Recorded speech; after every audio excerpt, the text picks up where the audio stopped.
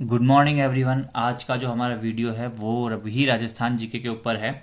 आज के वीडियो में राजस्थान जीके के बहुत ही इम्पोर्टेंट 50 क्वेश्चन जो जिसमें आपकी जलवायु, मिट्टी, बांध, सिंचाई, ठीक है, ये सारी चीजें जो है मिक्स होके आएगी। 50 क्वेश्चन जो है आपके इसमें पूछे गए हैं आज के वीडियो में, और ये पहले क्वेश्चन आए हुए हैं और ये क्वेश्चन बाद में भी आएंगे। चाहे से कोई आरएएस का एग्जाम दे उसमें भी ये क्वेश्चन आ सकता है, वनपाल में भी आ सकता है, ठीक है, पटवारी में भी आ सकता है, रीट में भी आ सकता है, वन रक्षक में भी आ सकता है।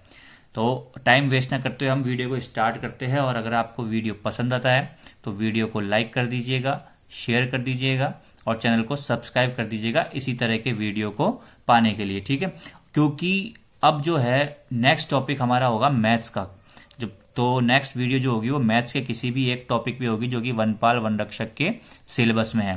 और वनपाल वन रक्षक के सिलेबस में है तो पटवार के सिलेबस में भी वो वीडियो आपके लिए यूजफुल होगी। तो हम टाइम वेस्ट ना करते हुए स्टार्ट करते हैं कि इंदिरा गांधी नहर की कुल लंबाई कितनी है। देखिए ये प्रश्न बहुत इंपॉर्टेंट है कि इंदिरा गांधी नहर की कुल लंबाई कितनी है। तो आपसे पूछे इंदिरा गांधी नहर की कुल लंबाई, तो 649 किलोमीटर जो है वो इंदिरा गांधी नहर की कुल लंबाई है। अब मान लीजिए ऑप्शन में 649 की जगह 650 किलोमीटर आ गया, तो वहां पे आपको 650 को टिक कर देना है। ये मत सोचना कि 649 तो है ही नहीं, हम क्या टिक करें, ठीक है। अब इंदिरा गांधी नहर से एक और प्रश्न पूछ सकता है कि इंदिरा गांधी नहर की राजस्थान में कितनी लंबाई है। तो राजस्थान में इसकी 470 किलोमीटर लंबाई है। नेक्स्ट इसी से रिलेटेड है कि हरिके बैराज बांध से ये नहर निकलती है, ठीक है। तो आपसे पूछ सकता है कि हरिके बैराज बांध किस नहर से संबंधित है। तो इंदिरा गांधी नहर से संबंधित है। नेक्स्ट, जो इंदिरा गांधी नहर थी इसका जो पुराना नाम था वो था राजस्थान नहर, ठीक है, जिसका नाम चेंज करके 1984 में इंदिरा गांधी नहर कर दिया गया। नेक्स्ट आगे चलते हैं, प्रश्न संख्या 2, अजमेर की जीवन रेखा कौन सा बांध है, ठीक है। तो जो बीसलपुर बांध है जो कि टोंक जिले में स्थित है, ये अजमेर की जीवन रेखा है। अजमेर में जो पानी है वो बीसलपुर बांध से सप्लाई होता है, ठीक है। आगे चलते हैं, प्रश्न संख्या 3, पांचना सिंचाई परियोजना कौन से जिले में है। देखिए पांचना सिंचाई परियोजना करौली जिले में है। ये 5 नदियों से मिलकर बना हुआ है। ये प्रश्न आपसे पहले भी पूछा गया है। और पांचना जो बांध है ये मिट्टी का बना बांध है। ये भी आपसे पूछा जा सकता है कि मिट्टी का बना बांध कौन सा है। पांचना बांध जो है मिट्टी का बना बांध है। और ये जो परियोजना है ये करौली जिले में चलाई गई है। अमेरिका के आर्थिक सहयोग से पांचना में नाम आ रहा है 5, तो ये 5 नदियों पे बनाया हुआ 5 नदियों की मिलाई हुई परियोजना है। और उन 5 नदियों के नाम आपको पहले भी बता दिए थे और अभी भी बता रहे हैं। तो वो नदियां हैं अट्टा, बेसावट, माची, भद्रावत और बरखेड़ा। ये 4 नदियां हैं। कौन कौन सी? पहली अट्टा, दूसरी बेसावट, तीसरी माची, चौथा भद्रावत और 5वीं बरखेड़ा। याद रखिएगा इनको। आगे चलते हैं, प्रश्न संख्या 4, जवाई परियोजना से लाभान्वित है, मतलब जवाई परियोजना से कौन से जिले लाभान्वित है। तो जवाई परियोजना जो है वो जवाई नदी के ऊपर स्थित है। जवाई बांध भी जवाई नदी के ऊपर स्थित है। और इस परियोजना से जो लाभान्वित जिले हैं वो पाली और जालोर है, ठीक है। जवाई बांध किस जिले में है ये भी आपसे पूछ सकता है, तो उसका ऑप्शन आप मुझे कमेंट में आंसर देंगे। ये बताया हुआ है जवाई बांध किस जिले में है। इन दोनों में से एक होगा, ठीक है। अब ये आपको बताना है। नेक्स्ट है प्रश्न संख्या 5, राजस्थान में सर्वाधिक नहरों से सिंचाई होती है, ठीक है। तो राजस्थान में जो नहरों से सिंचाई होती है वो सर्वाधिक कौन से जिले में होती है। देखिए सबसे पहले बात करते हैं अपन कि राजस्थान में सर्वाधिक सिंचाई होती किससे है। राजस्थान सिंचाई के 3-4 आपके पास जो है वो तरीके हो सकते हैं कि पहली तो नहर हो सकती है, दूसरी आपके पास कुएं नलकूप हो सकते हैं और तीसरे तालाब हो सकते हैं। तो राजस्थान में सबसे ज्यादा सिंचाई किससे होती है? राजस्थान में सबसे ज्यादा सिंचाई होती है कुओं एवं नलकूपों से, ठीक है। पर यहाँ कुएं एवं नलकूपों की बात नहीं हो रही, यहाँ पूछा है नहरों से सिंचाई सबसे ज्यादा कहाँ होती है। तो जो गंगानगर है, श्री गंगानगर, वहां पे नहरों से सबसे ज्यादा सिंचाई होती है। और सबसे कम जो है वो सिंचाई जयपुर में होती है नहरों से। लेकिन जयपुर में कुओं एवं नलकूपों से सबसे ज्यादा सिंचाई होती है, ये बात याद रखिएगा, ठीक है। और केवल राजस्थान का पूछे तो राजस्थान में भी कुओं एवं नलकूपों से सबसे ज्यादा सिंचाई होती है। नेक्स्ट प्रश्न संख्या 6, राज्य में सर्वाधिक बांध किस नदी पर है। तो देखिए राजस्थान में सर्वाधिक बांध जो है चंबल नदी के ऊपर है। वैसे अपन बात की जाए तो चंबल नदी के ऊपर 4 बांध है, पर एक जो है वो मध्य प्रदेश में आता है। तो राजस्थान में चंबल नदी के ऊपर 3 बांध है।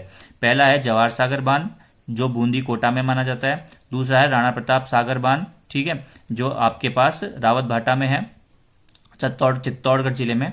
और तीसरा है कोटा बैराज, जो कि आपके कोटा में है, ठीक है। और जो चौथा बांध है वो है आपका गांधी सागर बांध, मध्य प्रदेश जिले में। आगे चलते हैं, प्रश्न संख्या 7, इंदिरा गांधी फीडर का उद्गम स्थान है। तो जो इंदिरा गांधी फीडर है इसका उद्गम स्थान पंजाब है। नेक्स्ट, भरतपुर नहर का निर्माण कब हुआ? तो भरतपुर नहर का निर्माण 1964 ईस्वी में हुआ, रूपा रहल नदी पर। नेक्स्ट है प्रश्न संख्या 9 कि भारत की पहली नहर सिंचाई परियोजना कौन सी है? तो राजस्थान की नहीं, भारत की ही पहली। तो भारत की पहली नहर सिंचाई परियोजना गंग नहर सिंचाई परियोजना है, जो कि श्रीगंगानगर जिले में स्थित है, ठीक है। श्रीगंगानगर जिला जो है इस गंग नहर से लाभान्वित होता है, नाम से पता चल रहा है गंग नहर श्रीगंगानगर में। अब बात आती है किस नदी से संबंध रखती है? तो ये सतलुज नदी से संबंध रखती है और इसका निर्माण 1920 ईस्वी में हुआ था। नेक्स्ट आगे चलते हैं, प्रश्न संख्या 10, राष्ट्रीय झील संरक्षण में राजस्थान की कितनी झीलें हैं? तो राष्ट्रीय झील संरक्षण में राजस्थान की 6 झीलें हैं। प्रश्न संख्या 11, इंजीनियर दिवस कब मनाया जाता है? जो इंजीनियर डे होता है, इंजीनियर दिवस, वो 15 सितंबर को मनाया जाता है।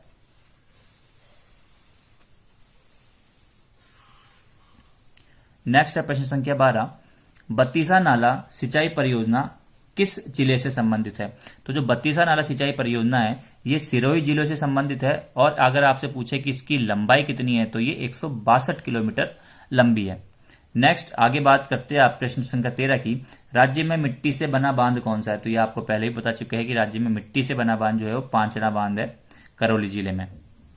प्रश्न संख्या 14, भारत में नदियों को जोड़ने वाला पहला राज्य कौन सा था? देखिए प्रश्न का मतलब समझिएगा कि नदियों को जोड़ने वाला जो है वो पहला राज्य कौन सा था भारत में? तो राजस्थान जो था वो पहला राज्य था जहां नदियों को मतलब जहां पे नदियां जुड़ती थी। तो आपसे यह प्रश्न दो तरह से पूछ सकता है कि भारत में नदियों को जोड़ने वाला पहला राज्य कौन सा था? तो राजस्थान था, या फिर भारत में नदियों को जोड़ने वाला राज्य राजस्थान कौन से नंबर पे है? राजस्थान राज्य है तो वो पहले नंबर पे था। नेक्स्ट आगे चलते हैं, प्रश्न संख्या 15, राज्य में सर्वाधिक सिंचाई किससे होती है? तो आपको बता चुके हैं राज्य में सर्वाधिक सिंचाई कुओं एवं नलकूपों से होती है। लगभग 67% भाग पर कुओं एवं नलकूपों से सिंचाई होती है। नेक्स्ट, जयपुर में सर्वाधिक कुओं एवं नलकूपों से सिंचाई होती है। तो यह प्रश्न भी पूछा जाता है कि कुओं एवं नलकूपों से सर्वाधिक सिंचाई किस जिले में होती है? तो जयपुर में होती है। जैसे आपसे पूछा गया था कि नहरों से सिंचाई सर्वाधिक किस जिले में होती है। बहुत अच्छा वीडियो होने वाला है आपका, तो वीडियो को लाइक जरूर करिएगा। नेक्स्ट प्रश्न संख्या 16, राजीव गांधी लिफ्ट नहर योजना से कौन सा जिला लाभान्वित है? तो राजीव गांधी लिफ्ट नहर योजना से जोधपुर जिला लाभान्वित है। और बात करें इसकी लंबाई की तो 205 किलोमीटर लंबी है, प्लस इसका निर्माण 1983 में हुआ था। नेक्स्ट है प्रश्न संख्या 17, बीकानेर की जीवन रेखा कौन सी है? तो बीकानेर की 2 जीवन रेखा है, ठीक है। दोनों ऑप्शन में तो देगा नहीं, या और ऑप्शन में देगा तो ऐसे बोलेगा कि ए व बी दोनों, एक ऑप्शन ये भी देगा, ठीक है। तो बीकानेर की जीवन रेखा 2 नहरें हैं। पहली कंवरसेन लिफ्ट नहर, ये बीकानेर की जीवन रेखा है, और दूसरी बीकानेर लूणकरसर लिफ्ट नहर, ठीक है। तो 2 जीवन रेखा है बीकानेर की, पहली तो कंवरसेन लिफ्ट नहर और दूसरी बीकानेर लूणकरसर लिफ्ट नहर। नेक्स्ट आगे प्रश्न संख्या 18, बहुत इंपॉर्टेंट प्रश्न है, नर्मदा नहर परियोजना किन किन राज्यों की है? ठीक है, तो नर्मदा नहर परियोजना जो है वो नर्मदा नदी पर है, और ये किन किन राज्यों की है? तो गुजरात, राजस्थान, मध्य प्रदेश और महाराष्ट्र, ये 4 राज्यों की ये नहर परियोजना है। कौन कौन से? गुजरात, राजस्थान, मध्य प्रदेश और महाराष्ट्र। अब आपसे पूछा जाए कि नर्मदा नहर परियोजना की लंबाई कितनी है, लेंथ कितनी है? तो 532 किलोमीटर इसकी कुल लंबाई है, और राजस्थान में इसकी लंबाई 34 किलोमीटर है, याद रखिएगा, ठीक है। ये सब छोटे मोटे प्रश्न बनते हैं, ये पूछ लिए जाते हैं परीक्षा में। जरूरी थोड़ी कि आपसे ये का यही प्रश्न पूछे, आपसे ये पूछ सकता है कि इसकी लंबाई कितनी है, इसकी राजस्थान में लंबाई कितनी है, या फिर ये पूछ सकता है क्या कि यह बाड़मेर में नागौर के कितने गांवों को जलापूर्ति करती है? तो बाड़मेर और नागौर दोनों के 1336 गांवों को जल की पूर्ति करती है। कौन? नर्मदा नहर परियोजना। तो देखिए आप कितनी इंपॉर्टेंट है जब ये 2 जिलों के इतने गांवों को जलापूर्ति करती है। तो आगे चलते हैं, प्रश्न संख्या 19,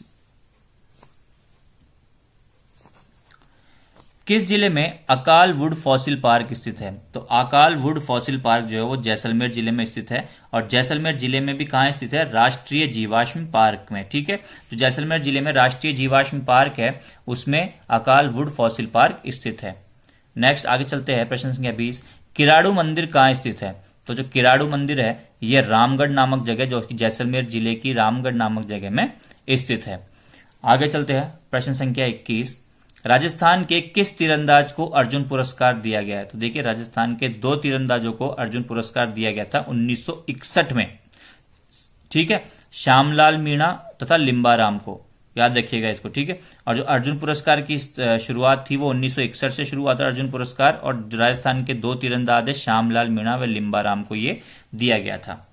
आगे प्रश्न संख्या 22 पे चलते हैं, तनोट देवी का मंदिर किस जिले में स्थित है? तो देखिए, तनोट देवी का जो मंदिर है ये जैसलमेर जिले में स्थित है, पाकिस्तान बॉर्डर पर। ठीक है, और तनोट देवी जो है वो जैसलमेर के भाटी वंश की कुल देवी मानी जाती है। जैसे हमारे मेवाड़ में महाराणा, मतलब जो गुहिल वंश है उनका राज था, अजमेर में चौहानों का राज था, अपने जयपुर में जो है कछवाहा वंश का राज था, मारवाड़ में जो आपके ये राव लगाते हैं इनका राज था, उसी तरह से जैसलमेर में भाटी वंश का राज था। ठीक है, तो उनकी कुल देवी मानी जाती है तनोट देवी। नेक्स्ट प्रश्न संख्या 23, देखिए, राजस्थान के किस जिले में पेट्रोलियम के भंडार मिले हैं? तो पेट्रोलियम के भंडार किस जिले में मिले हैं? बाड़मेर जिले में राजस्थान के पेट्रोलियम के जब भंडार मिले हैं। नेक्स्ट प्रश्न संख्या 24, मारवाड़ के पंच पीरों के नाम बताइए। तो मारवाड़ के जो पंच पीर थे उनके नाम थे पाबूजी, गोगाजी, रामदेव जी, हड़बू जी और मेहा जी। ठीक है, पाबूजी, गोगाजी, रामदेव जी, हड़बू जी और मेहा जी। पाबू जी को लक्ष्मण का अवतारी माना जाता है और गोगाजी सर्प सांपों के देवता थे। नेक्स्ट आगे चलते हैं, प्रश्न संख्या 25, बहुत ही इंपॉर्टेंट प्रश्न है पूरे इंडिया के किसी भी कुछ एग्जाम के लिए। पंचायती राज व्यवस्था कब लागू हुई? तो पंचायती राज व्यवस्था थी वो गांधी जी के जन्मदिन 2 अक्टूबर से लागू हुई थी, और जो सन था वो था 1959। ठीक है, और आपसे ये भी पूछ सकता है कि पंचायती राज व्यवस्था सर्वप्रथम कहां लागू हुई? तो वो नागौर जिले में सर्वप्रथम लागू हुई थी। आगे चलते हैं, प्रश्न संख्या 26, नसीराबाद छावनी में विद्रोह के बाद सैनिक कहां के लिए रवाना हुए थे? देखिए, जब 1857 की क्रांति स्टार्ट हुई थी राजस्थान में, तो राजस्थान में उस समय पे 6 छावनियां थी, जिसमें सबसे इंपॉर्टेंट, सबसे मेन छावनी थी नसीराबाद छावनी अजमेर जिले में। और सबसे पहला जो 1857 का विद्रोह हुआ था वो भी नसीराबाद छावनी में ही हुआ था। और यहां से विद्रोह करके जो सैनिक थे वो कहां के लिए रवाना हुए थे? दिल्ली के लिए रवाना हुए थे। नेक्स्ट है, अब आपको एक बात और बताते हैं कि दिल्ली के लिए रवाना हुए थे और जितने भी अंग्रेज मिल रहे थे उन सबके गले काट दिए थे यहाँ पे। ठीक है, जो भी सैनिक थे भारतीय। नेक्स्ट है प्रश्न संख्या 27, राजस्थान के किस जिले में नीमू चढ़ा है? तो नीमू चढ़ा हत्याकांड आपने सुना होगा। ठीक है, तो जो अलवर जिले में है नीमू चढ़ा, तो नीमू चढ़ा कांड 14 मई 1925 को हुआ था, जिसमें 800 लोग मरे थे। ठीक, याद रखिएगा इसको, राजस्थान के किस जिले में नीमू चढ़ा है? तो अलवर जिले में है नीमू चढ़ा कांड, 14 मई 1925 को हुआ था, जिसमें 800 लोग मरे थे और महात्मा गांधी ने भी इसकी कड़ी निंदा की थी। आगे चलते हैं, प्रश्न संख्या 28, सहायक संधि का जन्मदाता कौन था? तो सहायक संधि आप लोग जानते ही है, ऐसी दोस्ती जो एक दूसरे की सहायता करे। ठीक है, तो उसका जो जन्मदाता था वो लॉर्ड वेलेजली था। इंडिया की बात करते तो इंडिया में सहायक संधि का जो जन्मदाता था वो लॉर्ड वेलेजली था, और सर्वप्रथम इसने राजस्थान में ही संधि करवाई थी। आगे चलते हैं, प्रश्न संख्या 29, खजाइन उल फुतूह किस फारसी इतिहासकार की रचना है? तो याद रखिएगा, खजाइन उल फुतूह जो है वो अमीर खुसरो की रचना है। अमीर खुसरो इंपॉर्टेंट इसलिए है क्योंकि इन्हें हिंद का तोता भी कहा जाता है। ठीक है, प्रश्न ये भी पूछ सकता है कि हिंद का तोता किसे कहते हैं? तो अमीर खुसरो को हिंद का तोता कहते हैं। इनका जन्म 1253 में हुआ था और मृत्यु 1325 में हुई थी। ये महत्वपूर्ण इसलिए है क्योंकि इन्होंने 8 सुल्तानों का शासन देखा था। ठीक है, ये 8 सुल्तानों का इन्होंने शासन देखा था। नेक्स्ट है प्रश्न संख्या 30, चौसा का युद्ध किनके बीच लड़ा गया? तो देखिए, जो चौसा का युद्ध था ये शेरशाह सूरी तथा हुमायूं के मध्य लड़ा गया और जिसमें शेरशाह सूरी की जीत हुई थी। अब यह भी पूछ सकते हैं कि चौसा का युद्ध कब लड़ा गया, तो यह युद्ध 26 जून 1539 को लड़ा गया। तो याद रखिएगा, आप कॉपी पेन लेके बैठिएगा। नेक्स्ट है प्रश्न संख्या 31, बसंती नामक किले का निर्माण किसने करवाया था? तो बसंती नामक किले का निर्माण राणा कुंभा ने करवाया था और यह किला जो है सिरोही में स्थित है। ठीक है, ऐसा कहा जाता है कि राजस्थान में जितने 84 दुर्ग है उसमें से 32 दुर्गों का निर्माण राणा कुंभा ने करवाया है। नेक्स्ट है प्रश्न संख्या 32, मैगजीन दुर्ग का निर्माण किसने करवाया था? तो मैगजीन दुर्ग का निर्माण, जिसे अकबर के किले के नाम से भी जाना जाता है, ठीक है, इसका निर्माण अकबर ने 1570 ईस्वी में अजमेर जिले में करवाया था।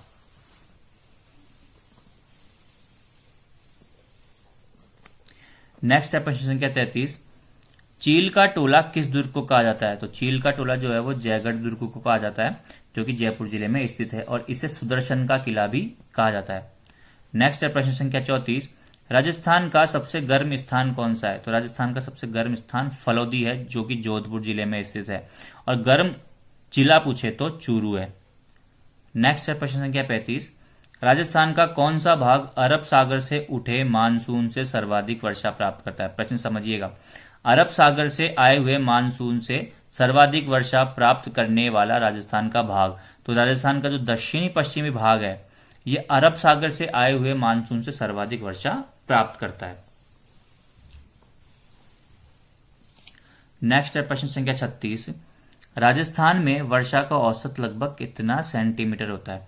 राजस्थान में मतलब हर साल जो बरसात होती है तो उसका जो औसत है वो कितना सेंटीमीटर होता है? तो 57 से 58 सेंटीमीटर का राजस्थान में वर्षा का औसत हर साल निकलता है। नेक्स्ट है प्रश्न संख्या 37, हाड़ौती पठार पर पाई जाने वाली मृदा है? तो हाड़ौती पे जो है काली मिट्टी पाई जाती है।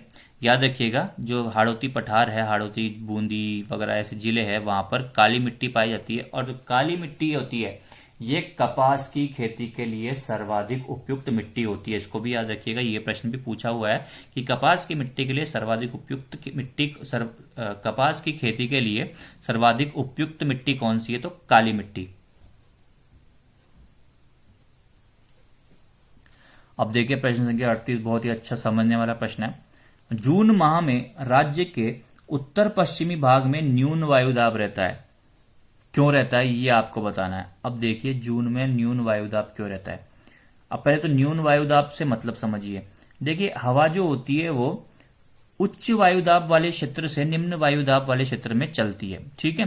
तो यहाँ पे न्यून वायुदाब क्यों रहता है, निम्न वायुदाब क्यों रहता है? क्योंकि जून में सूर्य का ताप अधिक होता है, ठीक है, तथा इसकी समुद्र तट से दूरी, मतलब जो उत्तर पश्चिम भाग है यहाँ पे सूर्य का ताप तथा समुद्र तट से ये दूर भी होता है, इस कारण जो है यहाँ पर निम्न वायुदाब रहता है, और इसलिए जो है इस टाइम पे सर्वाधिक आंधियां चलती है, और सर्वाधिक आंधियां जो है राजस्थान के गंगानगर जिले में चलती है, ठीक है। कम से कम महीने के 27 दिन जो है वहां पे आंधियां चलती है। तो याद रखिएगा क्यों चलती है, क्योंकि जो वायुदाब है वहां का कम हो जाता है तो आंधी चलेगी ही उस हवा को पूरा करने के लिए। नेक्स्ट है प्रश्न संख्या 39, राजस्थान के किस क्षेत्र में वर्षा में अधिक परिवर्तनशीलता दृष्टिगोचर होती है? तो ऐसा कौन सा क्षेत्र है जहां पर वर्षा में जो है परिवर्तनशीलता महसूस होती है? तो जो मरुस्थलीय क्षेत्र है वहां पे हमें इस तरह की परिवर्तनशीलता में देखने को मिलती है। आगे चलते हैं प्रश्न संख्या 40, राज्य में मृदा अपरदन के लिए सर्वाधिक उत्तरदायी कारक है। जो राजस्थान है, मृदा अपरदन के लिए सर्वाधिक उत्तरदायी कारक जो है वो वायु है। मृदा अपरदन का मतलब जो मिट्टी को खराब कर देता है, ठीक है, उसके लिए जो है वायु सर्वाधिक उत्तरदायी कारक है। और आपसे पूछे कि कौन सी नदी कारक है, तो चंबल नदी उसमें आंसर आ जाएगा कि भैया चंबल नदी जो है वो मृदा अपरदन के लिए सर्वाधिक उत्तरदायी है, नदियों में पूछे तो। नेक्स्ट है प्रश्न संख्या 41, राजस्थान की जलवायु दशाओं की अतिशयता के लिए उत्तरदायी कारक है। अब सबसे पहले तो इस प्रश्न का मतलब समझिए, जलवायु दशाओं की अतिशयता। तो जलवायु अतिशयता का मतलब होता है कि बहुत अच्छा, ठीक है। तो जो जलवायु दशाएं है वो किसकी वजह से जो है वो बहुत अच्छी रहती है राजस्थान की? तो देखिए राजस्थान की जो जलवायु है वो रहती है क्योंकि समुद्र तल से हम दूर है, हमारे पास जो है नग्न चट्टाने हैं तथा धरातल की प्रकृति है, मतलब हमारे पास जो है पथरीली मतलब हमारे पास हर तरह की चीजें राजस्थान में। हमारे पास रेगिस्तान है, हमारे पास अच्छी मिट्टी है, हमारे पास कई जगह पानी भी है तो कई जगह सूखा भी है, हमारे पास कई जगह बहुत अच्छी बारिश भी होती तो कई जगह बहुत कम बारिश होती है। तो हमारी इसलिए जो है हमारे जलवायु दशा है वो हमारी राजस्थान की बहुत अच्छी है। ठीक है, आगे क्योंकि हम समुद्र से दूर रहते हैं, धरातल की प्रकृति है हमारी, धरातलीय प्रकृति है, हमारा जो मैदानी भाग है वो भी बहुत अच्छा है और जो चट्टाने हैं वो नग्न है। ठीक है, आगे चलते हैं प्रश्न संख्या 42 पे। वह कौन सी प्रक्रिया है जिससे पश्चिमी राजस्थान की मिट्टियां अम्लीय व क्षारीय हो जाती है? जो पश्चिमी राजस्थान है उसकी मिट्टियां अम्लीय व क्षारीय क्यों होती है? जब कोशिकाओं का रिसाव जो है वो नीचे से ऊपर की ओर होता है, ठीक है, तो मिट्टियां जो है अम्लीय और क्षारीय हो जाती है। नेक्स्ट प्रश्न संख्या 43, राजस्थान में 50 से 80 सेंटीमीटर वर्षा वाला क्षेत्र है। तो देखिए मरुस्थल में तो आएगी नहीं, तो मरुस्थल है पश्चिम भाग में, तो पूर्वी जो भाग है राजस्थान का वहां 50 से 80 सेंटीमीटर वर्षा होती है, और मरुस्थलीय क्षेत्र में पूछे तो 0 से 50 सेंटीमीटर के बीच वहां पर वर्षा होती है। आगे चलते हैं प्रश्न संख्या 44 में। राजस्थान में क्षेत्रफल की दृष्टि से सबसे कम क्षेत्रफल वाला कृषि जलवायु खंड है। तो प्रश्न को समझिएगा कि क्षेत्रफल की दृष्टि से सबसे कम क्षेत्रफल वाला कृषि जलवायु खंड, कृषि की जलवायु का जो क्षेत्र है, तो सबसे कम क्षेत्रफल वाला क्षेत्रफल की दृष्टि से वह कौन सा हिस्सा है? तो जो आर्द्र दक्षिणी मैदानी क्षेत्र है वहां पे जो है कृषि जलवायु खंड की जो क्षेत्रफल है वो सबसे कम पाया जाता है। कौन से मैदान में? आर्द्र दक्षिणी मैदानी क्षेत्र में। नेक्स्ट है प्रश्न संख्या 45, राज्य के किस भाग में दोमट मिट्टी का अभाव है? देखिए दोमट मिट्टी जो है बहुत अच्छी मिट्टी होती है, ठीक है, फसलों के लिए बहुत ही लाभदायक होती है, पानी के साथ बह के आने वाली मिट्टी होती है ये। तो श्री गंगानगर में जो है दोमट मिट्टी का अभाव है। नेक्स्ट है प्रश्न संख्या 46, राजस्थान के पूर्वी मैदानी भाग में मिट्टी की उर्वरता बने रहने का कारण है। देखिए जो राजस्थान का पूर्वी मैदानी भाग है, मतलब जो मरुस्थलीय भाग नहीं है, वहां पर मिट्टी उर्वरक क्यों रहती है जबकि पश्चिमी भाग में मिट्टी उर्वरक नहीं रहती? तो ये इसलिए रहती है क्योंकि प्रतिवर्ष नवीन जलोढ़ मृदा का जमाव, मतलब जलोढ़ मृदा जो होती है, जलोढ़ मिट्टी जो होती है वो हर साल जो है वो जमा होती है। क्यों होती है? बारिश की वजह से जमा होती है। ठीक है, बारिश की वजह से जब पानी बहता है तो वो मिट्टी जमा हो जाती है, जिसके कण भी क्या होते हैं, जलोढ़ मिट्टी के कण भी जो होते हैं वो ज्यादा मोटे नहीं होते, इसलिए आपस में एक दूसरे से चिपकते नहीं है। नेक्स्ट है प्रश्न संख्या 47, राजस्थान में प्रथम मिट्टी परीक्षण प्रयोगशाला कब स्थापित की गई? तो प्रथम मिट्टी प्रयोगशाला थी जो 1958 में जोधपुर जिले में स्थापित की गई। आगे चलते हैं प्रश्न संख्या 48, राजस्थान की जलवायु की मुख्य विशेषता क्या है? तो राजस्थान की जो जलवायु है उसकी मुख्य विशेषता तापक्रम में अधिक अंतर दिखाई देता है। ठीक है, तो बिल्कुल सही है कि तो ताप है राजस्थान में, जैसे अपन रेगिस्तान की बात करें जलवायु की, तो दिन में तो जैसे वहां सर्दी पड़ती है, दिन में तो वहां गर्मी पड़ती है, बहुत ऐसी गर्मी पड़ती है कि अपन रह ही नहीं सकते वहां पे, और सर्दियों में ऐसी सर्दी पड़ती है कि अपन सर्दी में भी नहीं रह सकते। तो दोनों चीजें हैं, तापक्रम में बहुत अधिक अंतर हो जाता है वहां पे। नेक्स्ट है प्रश्न संख्या 49, प्रदेश का उप आर्द्र जलवायु क्षेत्र है। जो उप आर्द्र जलवायु क्षेत्र है प्रदेश का वो कौन सा है? तो जो अरावली पर्वतीय प्रदेश है वो उप आर्द्र जलवायु क्षेत्र है राजस्थान का।